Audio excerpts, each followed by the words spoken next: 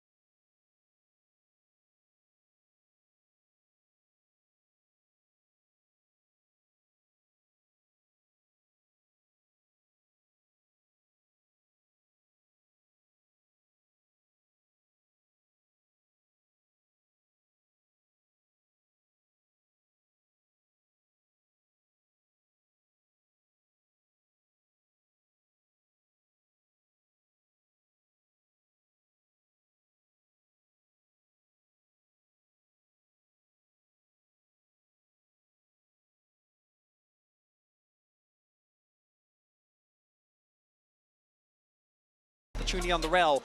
I'm a known Zaya anti. I think this champion really struggles. Absolutely not in a lot of situations, particularly in champions like the Ezreal that can stay outside of her effective range. But Guma has done some incredible games on this, and I do think into champs like Sylas, who have no choice but to get on top of you, you can get a lot of value out of the pullback and your ultimate. Definitely can. A champion that protects itself, perhaps showing us that T1 aren't as interested in playing towards their bot lane 2v2, maybe putting attention on that top side where they do have that early Rumble prio, Renekton banned away, taking away Faker's Orianna. So to your credit, Kobe, if Faker is cooking up something, it has to be something new, because I think TES are taking away the remaining kind of conventional standard options, obviously against Faker, but also in the context of the meta.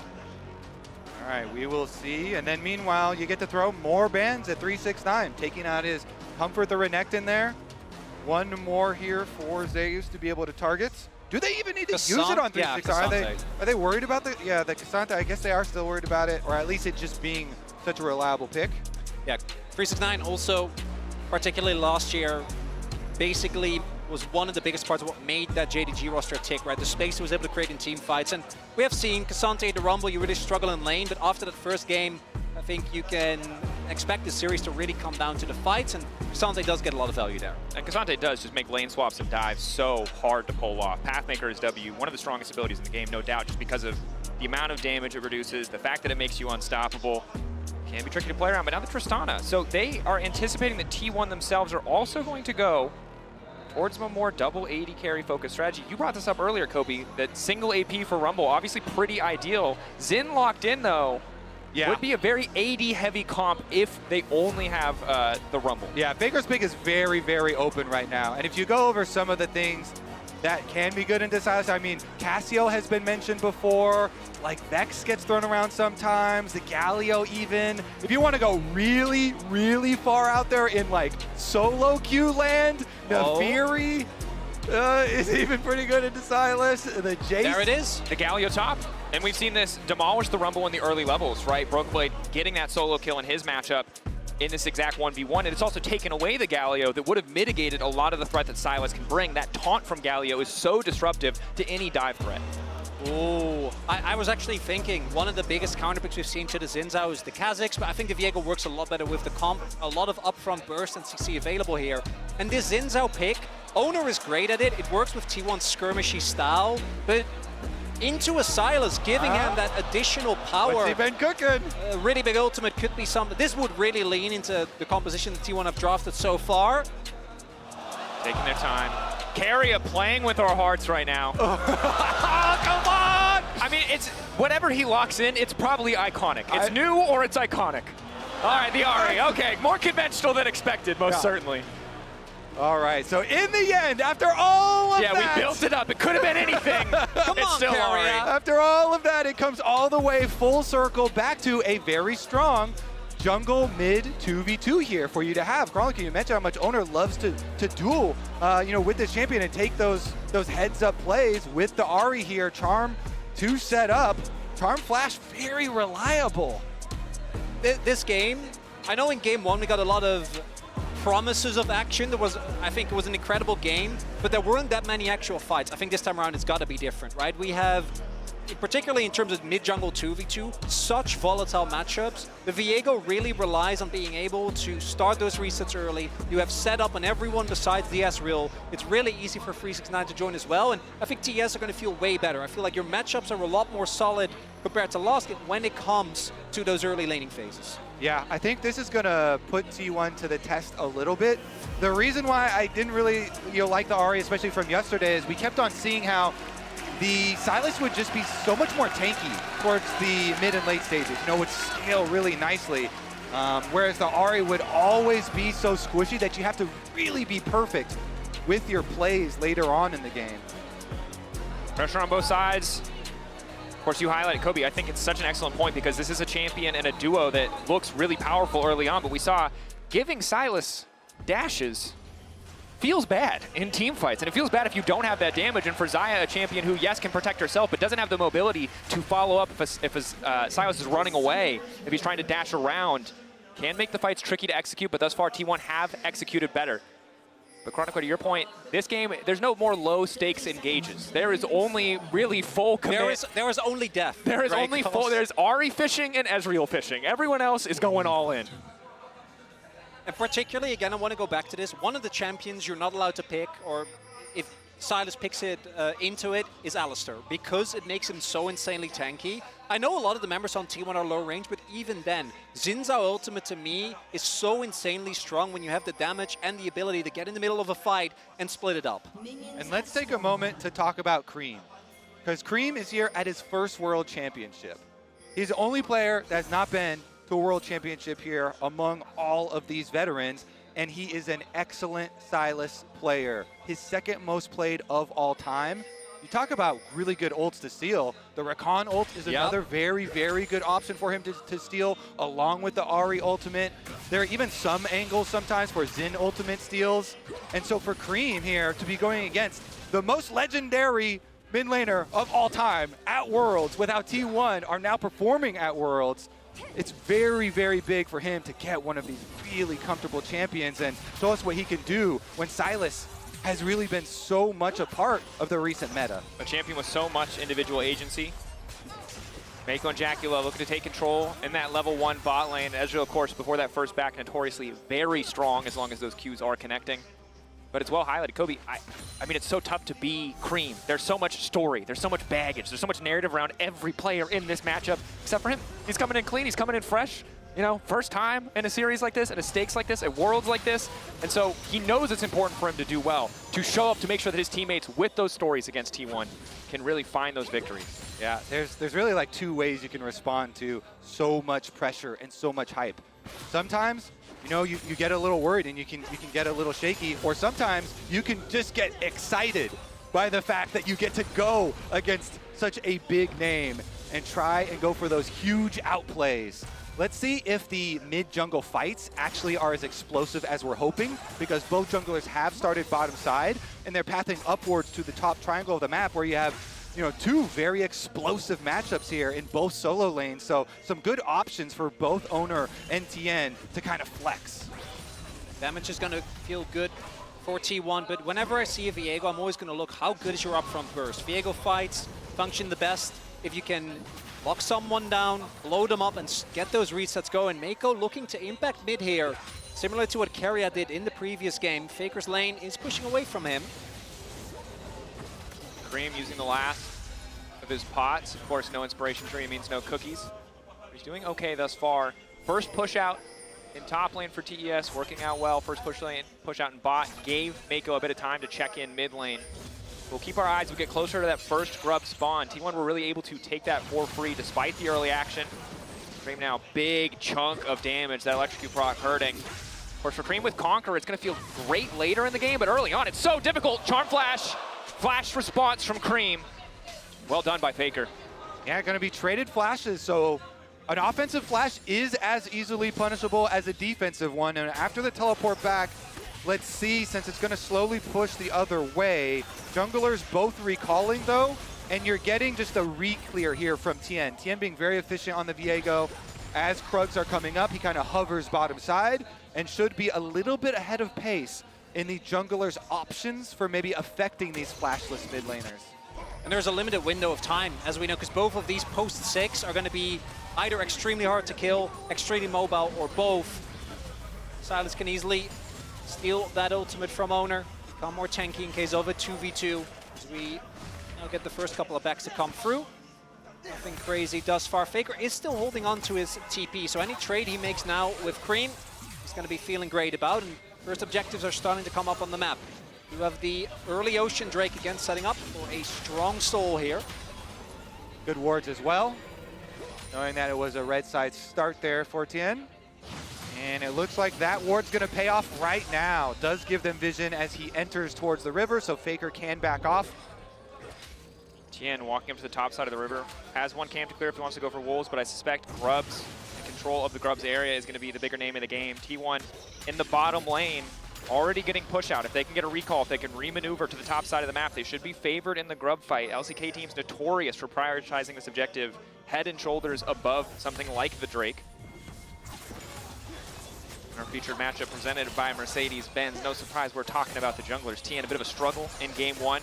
Both players this time around, Tien and Owner, obviously a lot of tools to make these individual plays across the fights. That's a big difference. In game number one, on the Ivern, Tien's just not going to have the same agency that he does, much more supportive in how he has to play, trying to enable the rest of his teammates. Not going to be the case here on the Viego. Really want to try and go for those big pop-off fights as T1 rotating over everyone towards these Grubs. Mid lane Prio being caught by Guma and Carrier, and we might have a brawl on our hands. Green level 6 can take any ult he wants. Bit of poke coming in from Tien.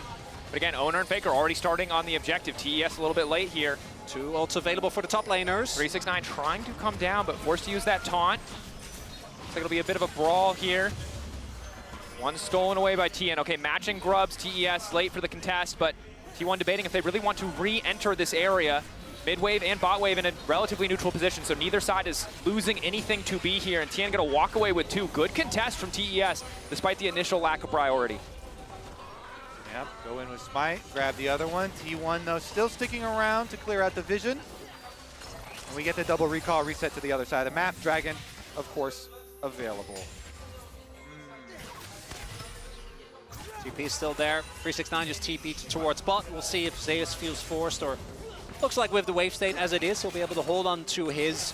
That's going to be something that T1 might look to play around. Small early advantage here for TES, but because they did also commit 5 people, the cross map for T1 not available. If the duel does break out in mid, the flash is still not available too, so we're going to see the supports as they make their way down. Slight vision advantage here for TES. Don't know about that ward.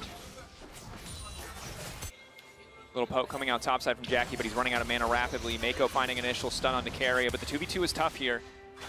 Silas, the potential to steal away this Ahri ultimate, the additional sustain he has from his W means 100-0 with a support who doesn't have Ignite is a tricky proposition. Don't want to get too aggressive, but Guma pushing the wave out, knowing that Jackie has no mana, he's forced to recall. This is a bit of free time farming topside. They see 369 assigned here. I know Jackie Love will be heading bottom, but crucially, 369 arriving in time to stop that plate from going over. T1 seeing Galio topside, no TP. Yes, he has ulti, but it's going to take him time to walk down, so they're happy knowing they have man advantage to just take the Drake.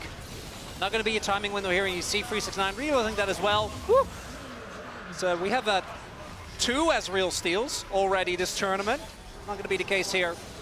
T1 get the dragon, so the early grub get their revenge. Guys, remember when we promised that they were going to fight and beat each other up a Yeah, lot? I know. Did you promise that? All I'm saying is, no, that was you have more hours casting T1 than either me or Kobe combined. So I promised it would be a banger series, and I still feel like we can fulfill on that promise. yeah, banger like chess is a banger though, not banger like MMA is a banger. Maybe. Yeah. You know?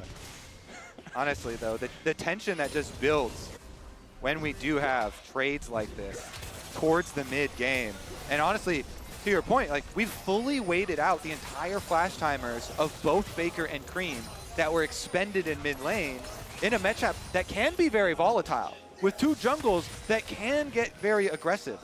Now that they have their level 6s, of course, Viego, you know, does have the option for potent TES executes, and has made his way up. Baiting if he's safe here. He's staying so far back with the Electro Harpoons. But you can see Owner on the way. Trust it. Who's baiting who? Wait, Creamy's on his way, though. They know. TES now he spots it. He's going to start to back up. Owner there to shadow if he needs. They know Cream is on the way first. Nice layering of the CC10. Is he going to fall with the ulti? The answer no. Happy to just get the flash. Good play from TES. What does Faker get here in mid lane? How quickly can he push on the tower? The turret plate is half gone, so. That's going to be a flash, because 369 actually flashed as well aggressively to try and set up that play. That said, I think the Galio is so much harder to take down, particularly this early on in the game, with the Spectre's Cowl. The entire top side, the only damage that's going to be relevant towards him is basically just Owner, who doesn't really want to spend his time doing that. So I think today is definitely a lot easier to punish if TES see an opportunity to do so, as T1, yet again, changing these lane assignments, sending Fake towards top. 369 should be easy for him to get the push here, but you saw at the end of that play, obviously Equalizer used to clear the wave, which stops 369 from potentially getting a tower or a tower plate in response. So good use of those cooldowns as now we have the Sylas versus Rumble matchup on the side lane. And again, really good early setup here. T1, they rotate their duo into mid lane. So does TES. They're looking for the second grubs. But because Keria actually got there a little earlier, Keria's got great positioning Good and... initial engage. Jackie Love flash forward from Owner. Response from Jackie. The flash, the arcane shift out. Oh yeah, Owner had the final auto primed there, so was desperate to get that off. Instead, it's going to waste his flash, but there. the damage is still done. Tien? It's Keria. He's still here. Keria. He's been waiting there for about 30 seconds. Tien able to make it out.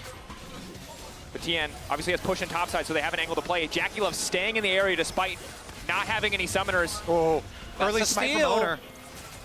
Grabbing the third grub. Fourth is what they want. TES, can they find the fight? Nice charm on the side. Immediately they find the killer they were looking for. Jackie Love caught out. 3 stacks available for Faker. Nice Ezreal coming in for Jackie Love, but the damage not enough. Feathers flying out. Members falling for the side of TES as T1 again managed to find a favorable fight, but Faker's not done. Faker! He gets the double! And TES, the reset champion, taken out as the start of the fight. Jackie Love chunked, and still they commit, and it's a disaster for them early on in this game. Double taunt comes in. 369 just gonna walk away, trying to get control of the wave. 3 for 3, the grub score, but Faker, and this is what's infuriating. You talked about it, the man didn't have the best summer, but when it comes time, when he needs to step up, he just always does. And again, the call from TS, look how low Jackie is. That alone is a big risk, but disengage the CC, charm into knock-up. And that's so much of your early damage and skirmishing power already gone, and Jackie can't approach. Faker gets in the brush. He knows he has a control ward with him, and Tien just walks up to it. Oh, the banana brush And this is control. the flash that was burned earlier by Owner. T1 communication has been great. Again, that vision control was set up earlier by Keria. He was waiting in that bush for 45 seconds. And while TES came to a play that was 1 minute in the making, it was T1 who came 2 minutes ahead of schedule, ready to set this objective up. And not always lost for TS, but I again want to highlight both these compositions are outside of the Ezreal, effectively melee. All their effective damage is going to take place from very close range, so falling behind is so much more debilitating than it is if you have a lot more space to play with, maybe play around your poke, play around your long range. That's not the case here. T1 are showing the killer instinct here in the game, and TES are just looking sluggish, walking up to them, not respecting vision control. And remember, I think we have to talk about Tien, right? Like, the first game wasn't great, but we can say, hey, you didn't have the most agency on the Ivern, but getting caught like that on the Viego, we talked about it. You have the chance to turn this game around, to be the one finding the resets, but if you're getting caught, there's just as much accountability in those moments. You cannot afford to make mistakes This might like be the that. make or break moment here. TES trying to take this dragon, and it looks like T1, they are just going to trade, so no breakout fight. And particularly on Viego, the reason why this champion has so much safety is because of the ult and the buffer. You can buffer basically any form of CC by just making sure that you hit the timing right. So as a Viego, just being in that position and having to use your ult, that's rough. But you need to stay alive, otherwise that fight is always a wash. Just looking sluggish, not expecting it. And Faker just got to mine a bunch of money off of this turret in exchange for the bot side play there for TES. Oh, Swift Drift? You love to see it. Faker was already so far ahead off those 2 kills that he chasing. just got. Delaying the recall for now. Charm already out. Cream not going to chase, but gets the ulti. Small advantage. Will TES be able to capitalize on that cooldown not being available? Obviously difficult with the Malignance completed, but a potential window of opportunity. Excuse me. Yeah, Cream with a nice little jump there, but as you mentioned, the ultimate cooldown so low with Malignance, and I've been really funneled into Faker pretty early off the 2 kills, now some extra turret plates, and he is the largest gold lead on the team because of it. And in game 1, T1 outplaying around the map, not giving fights to TES, but this time they're taking fights, and it's resulting in a much bigger gold lead much sooner in the game. And you talked about melee compositions. If it's melee versus melee, who's ever ahead is usually coming out on top or favored in these fights. TES trying to fight back. Bot wave in an even state, top wave in an even state. They're sending Cream up, hoping that they can get control of this Herald area. Skooma perhaps caught out. They'll at least get the cleanse. Good start to the fight, and it's the CC that's going to have to be crucial here for TES. TES. Need to find a target, isolate them, and take them down immediately. But you can see they're uncertain. Zeus caught between multiple members of the team, but they don't want to pull the trigger. Instead, focused on the objective here. They press TP. Faker is TPing. It's to a very safe ward here, and the Ulti in 5 seconds. Fakers will be available. Objective's Herald gone. gone. Do they want the exit fight? Instead, focusing on mid. Big win for TES. They just get the teleport, get the objective, and get out. Honestly, yeah, to see some decisiveness there and get the extra cooldown, that teleport that you mentioned, actually quite big here. So TES starting to bring it back. Carry a decent sidestep. Cream on the way in. Stolen Ahri ultimate. But giving that respect, not having perfect information, not wanting to fall face first into a waiting Rumble in his ultimate. TES instead looking at the objective. Zeus might be forced to use the equalizer to clear the wave here. And even though they weren't able to actually make it happen, we've seen the mental resilience of this TES team in International. Even go back to MSI, they were down 0-2 to Gen G, turned that into a grueling 5-gamer, almost getting the reverse sweep. And this goal deficit, it's rough, but you can still fight your way out of it. Again, stands or falls, but how a fight starts. All of these last objectives go the way of TES. They get the Dragon, they get the Rift Herald, they get the top There it tower. comes. Breaking open mid is big here. That much more control over the map, potential. That's Jackie. Jackie Love in. T1 starting the fight, spinning around, not quite sure where they want to go. T1 stopped the Herald charge from being effective, and they're going to keep the fight going because they see Jackie Love hightailing it out of there. Bit of an awkward exchange. TES get no value out of this Herald. Jackie drunk? What's going on? That was a full circle there. He ended up not wanting to go all the way in because of the positioning of Carrier. It's a bad sign when your Ezreal nopes out at that point, but Cream fishing for the 1v1. Faker still 1 dash remaining. Again, I think in the isolated 1v1 Cream, you'd expect to be pretty favored, just given the sustain innate in the kit, the additional CC he can bring when he has the Ahri dashes available. I like that little release of tension, though. Yeah. from the mid lane. Everything had been building and building and building. It's like the design team planned to give us comedic relief in high-stakes League of Legends when Rift they allowed Herald. Herald to be driven. Rift Herald is truly a gift. There's a lot of moments. You know, they can be great, they can be heartbreaking. Certain players, I mentioned already, that maybe are not allowed to drive Not anymore. allowed to drive, nope. That said, this one not great or heartbreaking, just a little awkward. Just TES, yeah. They're going to give up a bit more pride than they would have wanted, a bit more of 369's health bar, but all's well that ends well, and for now at least they're holding on to their mid lane tower. That said, Herald could have been big, could have been a lot of money for them, so not getting that advantage is going to hurt TES, but you can see that while T1 had about a 2K gold lead earlier on, it's getting closer and closer as TES pick up more resources across the map. I hope that we actually get a confrontation on this Drake, because currently Deus is recalling to go purchase, and then he should head on down for this objective. Does have his teleport, so he can actually go catch the wave and then threaten with his teleport to come join the fight. Meanwhile, 369 Galio ultimate is ready. You have to be careful. T1, you're going to have to try and draw out the Galio ult without fully committing to the fight. Faker reset. The TES are aware they can go in now with no fear of being down a man. No TP just yet. It's available soon, but not in time. So TS, first to the objective, able to get the mid lane prio, set up shop, and T1 with that rotation over of Zeus. Looks like they're doing a contest. They do. They leave top wave in a relatively even state. Bit of poke coming in from Cream. Has stolen away the Rakan ultimate. Ready to go. Zoning away, 369. TES, priority setup. T1, what's the angle here? They hold the choke. Faker ready to go over the wall. Blast cone there as well. 3K. Owner looking to get involved. Good interrupt coming in from Mako. Equalizer now coming out in the midst of the entire team. Excellent Galio to follow, but Mako's getting damn low. Cream getting lower as well, and Faker finally getting involved in the fight. Guma untouched on the backside, but he can't get any further forward. Jackie Love on the way out. Objective to TES. No flash on 369 though. Likely to fall here. He's a chicken trapped in the pit. Well, good play from TES overall. They do have to pay with the life of their chicken top laner. Giving up a kill for a Dragon, you're going to take that for sure. T1 looking for a little bit more than that, I do think. We'll see. They might be able to, with how low the health bar on this mid lane turret is, push it further, but it looks like they don't want to take the risk. And Jackie going untouched in that fight, I think, is a large reason of why T1 didn't commit further. Still flash on Owner, still flash on Faker. And when we look back at this fight, we'll see that a lot of the damage actually goes into the front line, I think, here for either side. Owner's ult in particular, spreading up the fight, makes it really hard to actually get damage on the backline for either side. And I think Mako's performance is crucial in that fight because he stops Keria with the ultimate, with the initial Shattering Strike to interrupt the dash onto Jackie Love to get Ezreal out completely. And while T1 probably favored at that point in the 5v5, TES, good discipline to just retreat. Yes, they do have to watch their chicken get fried in the middle of that Dragon Pit, but I think a worthwhile cost overall. Yeah, and you can see T1 very cognizant of trying to use their dash champions, Faker and Keria, to go in and then bait out a Galio ult and then dash away to try and avoid. But as you mentioned, Mako kind of locks them in with a good rel kind of pulling them back. And in the end, a price to pay for the objective, but still getting to Dragon number 2. T1 though, reset immediately, and now we're looking at top tower. At least what remains of it. Should just fall here. Cream really cannot clear the wave fast enough.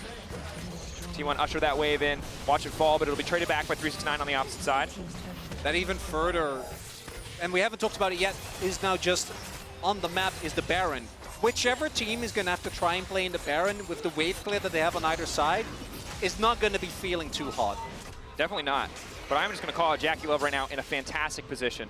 Ezreal has the extra range. He should always be able to get mid-push. He's on 2-item spike. We've talked about it for 10 years of League of Legends. It's as good as it's ever been. So he has the potential to turn these fights around if T1 cannot find a way to shut him out. Especially since Cream on this Sylas has cut down a lot on Faker's gold lead, and he can create room for Jackie Love in these team fights with a Galio on top of now a 2-item Sylas and really good ults to steal. You saw the idea last time around, stealing away the Rakan ult. Being such a tanky possible engager here, both Cream and Mako to set up for possible 369 ults. I do apologize for setting false expectations as we have 4 kills at 22 minutes. It's okay. We forgive you. I felt guilty about it. I can't say I just want to bring it up. We'll forgive you, but we forgive you, Mal. You never hold a that. grudge. That said, I feel like Baron, as it was in the previous game, is probably where we're likely to see these fist fights.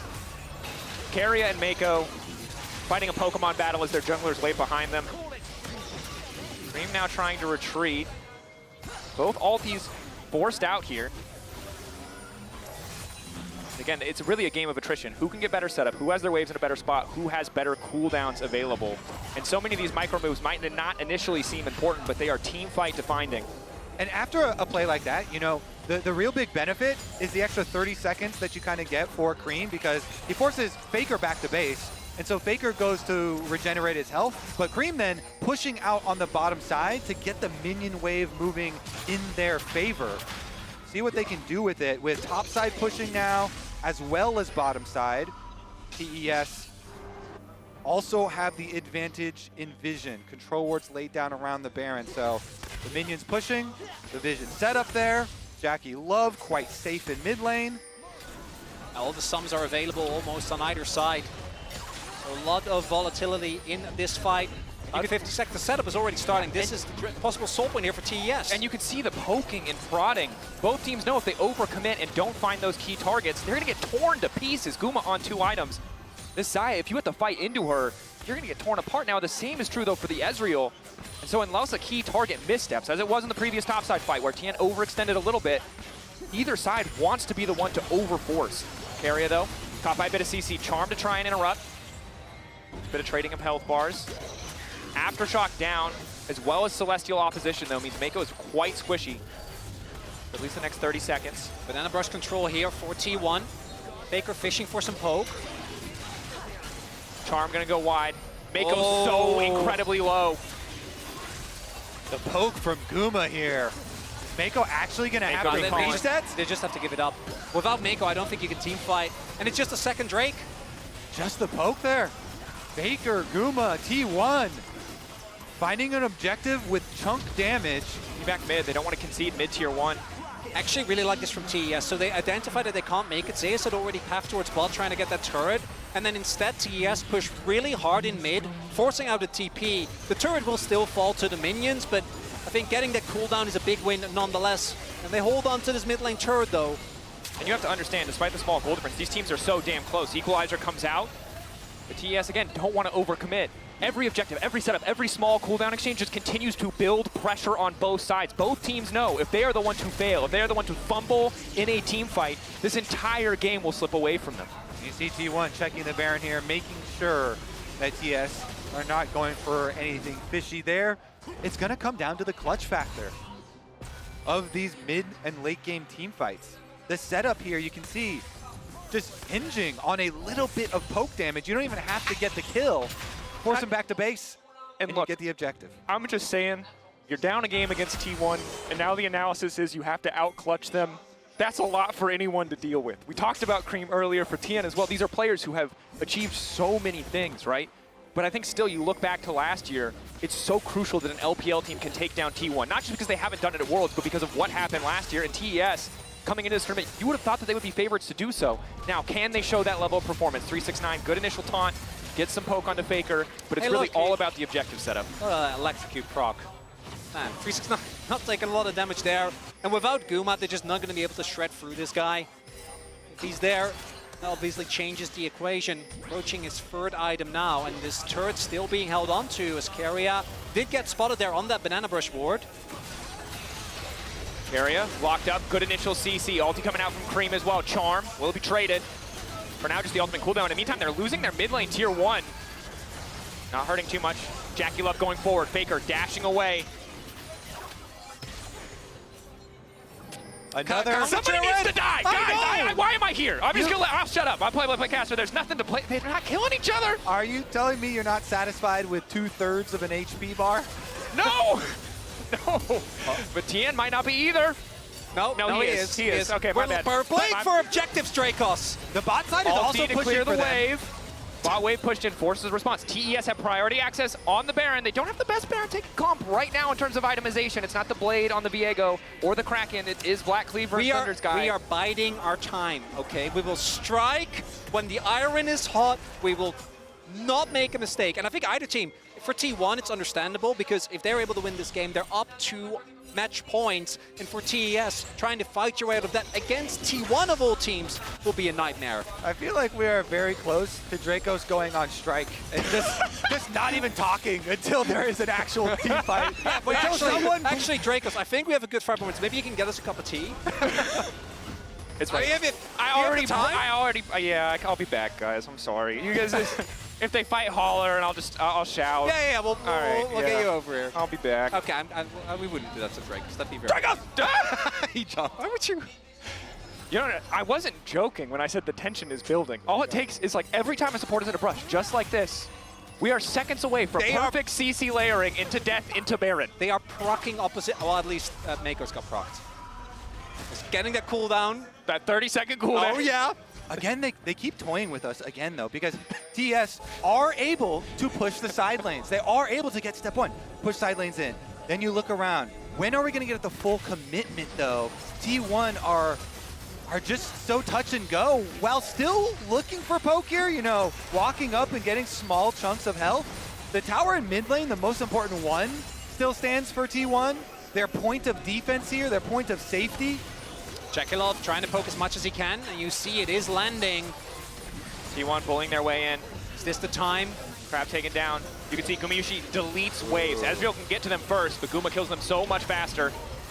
Engage carry going to go a little bit wide. Has the battle dance to make his way. Jackie hitting some crucial poke here. In the slow battle, He's had enough. favored thus far. Again, if they can bait 1 or 2 ultis, it's easy for them to continue to step up. Jackie with a couple of forward-facing arcane shifts. You can tell he really wants it now. Neither team sitting on soul point as well, so neither team can commit too heavily towards this Drake. At the point in the game we're in now, approaching 30 minutes, either team can definitely take down that Baron in a very short amount of time. With Carriot down a heal, down his health bar, this time TES are looking to take this dragon uncontested. And T1 want to be T1. They weren't willing to force. Oh, the poke again. I mean, Navori allows Guma to just obliterate this objective, but that initial bit of poke hitting him does matter. Tien doesn't have enough vision here to be confident to step up. TES instead fighting for mid-wave control, and we go again. This dance, this back and forth prodding, hoping to find these cooldowns. The weight of this moment, either team knows. Viego resets, Ari resets, one misstep. Keria again fishing. In the earlier fight, it paid off for him. They know that T1 are so famous for burning Barons that TS don't even to start it. They don't even want to take the dragon. Excellent charm lineup is there. Support down. T1 strike the initial blow. TES, do they feel like they have to fight here? T1 looking to bully off the mid wave. Equalizer goes down. Not going to find much effect. And Faker's low. They're down a man. But the ulti now coming in. Faker able to walk away. Ezreal not going to connect. Crucially, Cream 369 ready to step forward. Jackie safe for now, knowing a lot of those ults are missing, knowing that Faker is out of the fight for a moment. But he's recalling and he has the TP. He can find the flank. There's so much vision around TES. They have to be careful about overcommitting. Now finally they will sweep away these TP wards. Oh, a lot of damage is still done to T1 though. Baron, Chunk still, Mako, he's running, but 4 members they spotted. There they attempt to flank. They don't have perfect information. Carrier now trying to make his way out. This charm crucially coming through, hitting 4 members. T1 is taking so much time, and Oner goes in. Oner finds Jackie. Ulti going in. Cream still stepping up. 369 taken out. Carry on the side. Slowly but surely T1 are taking the fight. Mako looks to make the difference. The Guma goes up in the air and comes right back down, dragging the hopes of TES alongside them. As again, T1 finds the fight. Faker on a rampage. Faker doing it all in the moments where it matters. Carrier's dancing on the corpses of TES. That was insane footwork from the Rakan. That's a clean ace for the Baron. And possibly for the game, as the tension builds and deflates in just a moment. Fellas, it's a clean 10-0. And you look back, you highlighted Carrier. Again, that sidestep is everything. The fact that that stun does not hit from Tien allows him to do so much work. And what's crucial here is Mako isn't there, so 369 has to play for a forward to buy space for his carries. But then he does get obliterated by Gumayushi, and they just don't have the damage. Jackie again taken very low. And then Faker, in the end, cleans it up. At the end of all that, I have one question for you. Dracos, was it worth the wait? Yes, 100%. How could it not be? Thank you. That was beautiful work here, and we're talking about clutch factor and coming down to this next fight. And T1 completely outplayed. That was a clean ace. 10-0 the score with the Baron, with the Dragon. They want more. Cream trying to make his way out. He's already been chomped. He's already been locked up. Perfect CC layering means the Silas is on his way out of there, but he manages to get the dashes out. In time, he holds on.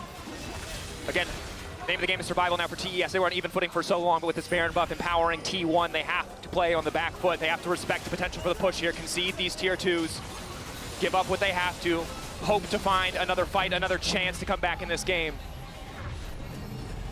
Zeus, Gumayushi, and Keria have not yet died in this series. There have been so little kills.